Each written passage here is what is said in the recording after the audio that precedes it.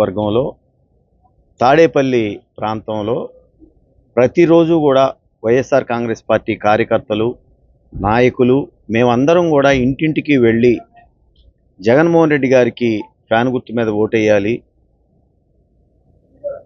BC అభ్యర్థిని అయినటువంటి శ్రీమతి మురుగుడు లావణ్య గారిని ఎమ్మెల్యే అభ్యర్థిగా, కిలారు వెంకటరోసి గారిని ఎంపీ అభ్యర్థిగా గెలిపించుకోవాలి అని చెప్పి మేము ప్రతిరోజు కూడా అందరం కూడా ఆయా ప్రాంతాల్లో మేము ప్రచారం చేసుకుంటూ ఉన్నాం గత 20-25 రోజుల నుంచి కూడా.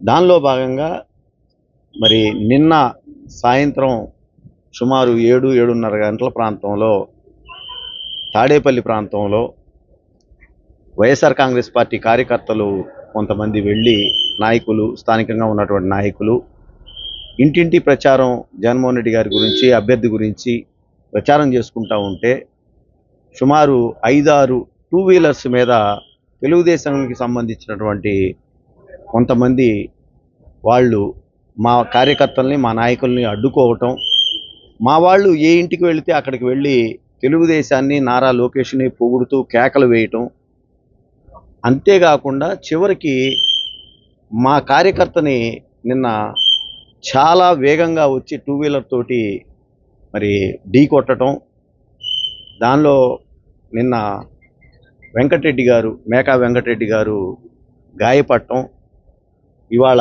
నేను పెద్దలు ఎమ్మెల్సీ మురుడు హనుమంతరావు గారు ఆసుపత్రికి వచ్చి పేషెంట్ని చూద్దామని రావటం, వైద్యులు మాకు చెప్పింది ఆయన బ్రెయిన్ డెడ్ అయ్యి ఉన్నారు, ఇక మేము ఆ కుటుంబ సభ్యులతో మాట్లాడి నిర్ణయం తీసుకుంటామని చెప్పి చెప్పడం జరిగింది.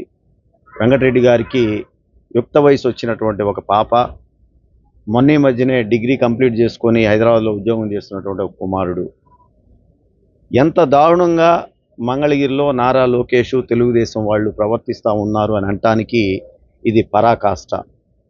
ఎన్ని ఎన్నికలు జరిగినా కూడా ఏనాడు కూడా ప్రశాంతంగా ఉన్నటువంటి మంగళగిరి నియోజకవర్గంలో ఇలాంటి సంఘటనలు జరగల.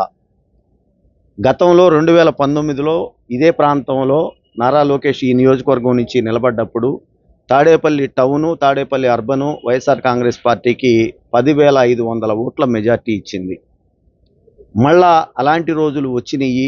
ఇంకా ఎక్కువ మెజార్టీ వైఎస్ఆర్ కాంగ్రెస్ పార్టీకి ఇక్కడ ప్రజలు ఇవ్వబోతా ఉన్నారు, దీన్ని అడ్డుకోవాలి అని చెప్పి ఖచ్చితంగా నారా లోకేష్, నారా చంద్రబాబు నాయుడు ఆదేశాల మేరకే ఇది జరిగింది అని చెప్పి నేను చెప్పటంలో ఏమాత్రం వెనుకడుగు వేయను. ఎందుకంటే ఒకసారి గమనించాలి, సుమారు ఒక 10-15 రోజుల క్రితం వైఎస్ఆర్ కాంగ్రెస్ పార్టీ ప్రచార వాహనం ఒకటి ఆత్మకూరు ప్రాంతంలో తిరుగుతూ ఉన్నప్పుడు తెలుగుదేశం కార్యకర్తలు కొంతమంది ఆ డ్రైవర్ని విచక్షణారహితంగా కొట్టడం, మా ఫ్లెక్సీలు చించివేయటం, దానికి మా వాళ్ళు వెళ్ళి స్థానిక పోలీసులకి పోలీస్ స్టేషన్లో ఫిర్యాదు చేయడం కూడా గమనించమని చెప్పి కోరుతా ఉన్నాం. పైగా నిన్న నారా లోకేష్ తరపున వాళ్ళ కార్యకర్తలు, వాళ్ళ పార్టీ వాళ్ళు వెళ్ళి నామినేషన్ వేయడం జరిగింది. మీడియా చూపించిందో లేదో నాకు తెలియదు, కానీ జనమే రానటువంటి పరిస్థితి నిన్న నారా లోకేష్ మరి ఆయన నామినేషను ఆ టైంలో జరిగింది.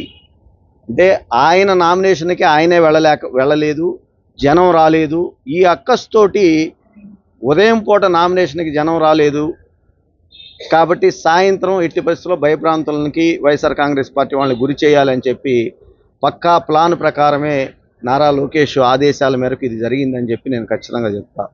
పైగా విచిత్రం గమనించండి, అసలు ఎలాంటి మరి గడ్డు పరిస్థితులు లేకపోయినా రాష్ట్రంలో తెలుగుదేశం వాళ్ళు పనిగట్టుకొని కొంతమంది నాయకులు ఐపీఎస్ అధికారుల మీద లేనిపోనివి రాస్తూ వాళ్ళని ట్రాన్స్ఫర్ చేయాలని చెప్పేసి వాళ్ళ మీద ఈసీకి దొంగ ఫిర్యాదులు చేస్తూ వాళ్ళని గతంలో మా ప్రచార వాహనాల మీద దాడి కానివ్వండి, మా వాళ్ళ మీద అనుచిత వ్యాఖ్యలు చేయడం కానివ్వండి, నిన్న మరి ఒక వైఎస్ఆర్ కాంగ్రెస్ పార్టీ కార్యకర్తని చంపించినటువంటి ఘటన మాత్రం ఇవన్నీ కూడా చూస్తే ఓటమి భయంతో మంగళగిరి నియోజకవర్గంలో ఏనాడు లేనటువంటి ఒక వికృత రాజకీయ క్రీడని నారా లోకేష్ నడిపిస్తూ ఉన్నాడు. దానికి పరాకాష్టే మనిషిని ఇవాళ లేకుండా చేయటము అని చెప్పి నేను తెలియజేసుకుంటూ, ఇలాంటి పరిస్థితుల్లో ఇవాళ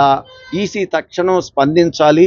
అదేవిధంగా ఉన్నతాధికారులు కూడా సమగ్ర దర్యాప్తు దీని మీద చేసి ఇక్కడ ప్రశాంత వాతావరణంలో ఎన్నికలు జరిగేటటువంటి పరిస్థితి కనుక తీసుకురాకపోతే మేమందరం కూడా అవసరమైతే ధర్నాలకు కూడా వెళ్ళటానికి మేము పూనుకుంటాము. ఖచ్చితంగా దోషుల్ని వెంటనే పట్టుకోవాలి, శిక్ష విధించాలి. దీని వెనకమాల ఈ సంఘటనకి కారణానికి వెనకమాల ఉన్నటువంటి నారా లోకేష్ను కూడా అరెస్ట్ చేయాల్సిందే అని చెప్పి నేను డిమాండ్ చేస్తాను.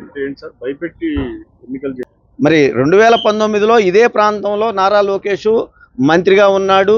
2014, 2019 మధ్య చంద్రబాబు నాయుడు ముఖ్యమంత్రిగా ఉన్నాడు. అయినప్పటికీ ఇదే తాడేపల్లి రూరల్ మండలంలో, ఇదే తాడేపల్లి టౌన్లో 4-5 కిలోమీటర్ల దూరంలోనే, ఇప్పుడు సంఘటన జరిగిన దానికి 4-5 కిలోమీటర్ల దూరంలోనే నారా లోకేష్ అక్రమంగా, నారా చంద్రబాబు నాయుడు అక్రమంగా ఆక్రమించుకొని ఉంటున్నటువంటి ఇల్లు ఉంది. అయినప్పటికీ 2019లో తాడేపల్లి టౌను, తాడేపల్లి రూరల్ వైఎస్ఆర్ కాంగ్రెస్ పార్టీకి 10,500 ఓట్ల మెజార్టీ ఇచ్చింది. తిరిగి అంతకన్నా మించి మెజార్టీ ఇస్తుంది. కాబట్టి ఇక్కడ ఎక్కువగా ఎస్సీ, ఎస్టీ, బీసీ మైనార్టీలు ఎక్కువగా ఉంటారు. వీళ్ళ మీద కనుక మనం దాడులు కనుక ఉన్నత వర్గాలు, ఎందుకంటే వైఎస్ఆర్ కాంగ్రెస్ పార్టీ ఈసారి బీసీకి ఇచ్చింది.